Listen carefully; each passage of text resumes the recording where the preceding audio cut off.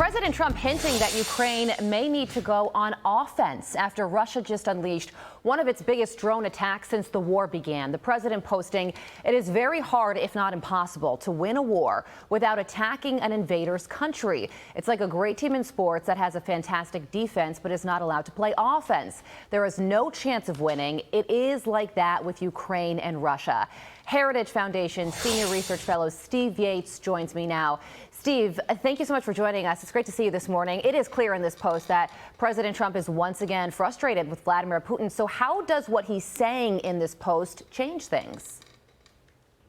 Well, there's a high degree of political warfare that goes on when dealing with powers like Russia and China and others.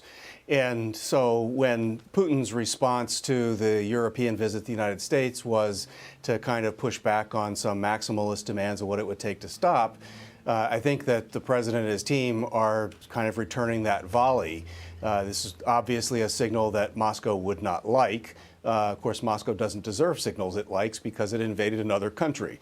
But if you're going to get to an agreement between warring factions, you probably are going to have all parties put things on the table that are going to have to be walked back. And so there's going to be some things that are firm lines and others that are negotiable. My suspicion is that the maximal positions that are most offensive to the other sides, those are actually the ones that will be up for negotiations in upcoming talks. So do you foresee Ukrainian strikes on St. Petersburg or Moscow, or is this just politics, as you're saying? Well, there have been strikes, the drone strikes that have gone pretty far into Russia. And I think in principle, what the president is saying is true, that especially when you're being invaded by another, if you basically fight with your hands tied behind your back, You're not affecting their supply lines, you're not affecting politics inside their country very effectively. That's a difficult situation. And so doing some things that Russia wants stopped and are motivated to get to a ceasefire, I think they're putting ideas on the table. But you can't rule out that this will happen. After all, Ukraine has suffered greatly. They'd be within their rights to do so.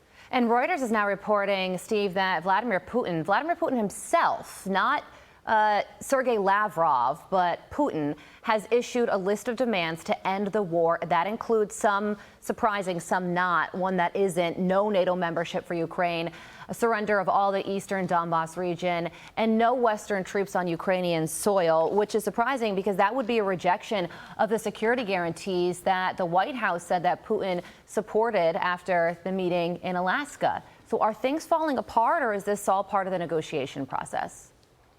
I see it as part of the back and forth. Now, I'd also be just candid. I think this back and forth could go on for some time. I support the president for pushing ahead and trying to shorten the timeline. If you don't do that, it literally will go on forever, and it could just be a long grind, and Russia might not be that upset with that. But of those three, the trying to say what kind of presence the security guarantees could take is probably the area Russia has least influence to try to shape. And so I think that is the area where I believe that General Kellogg and the other negotiators in there are going to be able to have some room to maneuver. Yeah, and the Russian economy is not in a good position, and those secondary sanctions, the ones that they put in place on India, are always an option.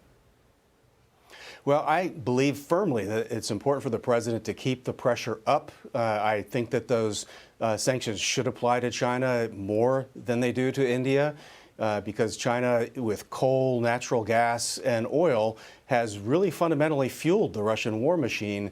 And if you're going to change Moscow's calculus, their biggest benefactor is the point of vulnerability to do so. Yeah, there are levers to pull here. We'll see if and when they are. Steve Yates, thank you for joining us this morning. We appreciate it. Thank you. I'm Steve Doocy. I'm Brian Kilmeade. And I'm Ainsley Earhart. And click here to subscribe to the Fox News YouTube page to catch our hottest interviews and most compelling analysis.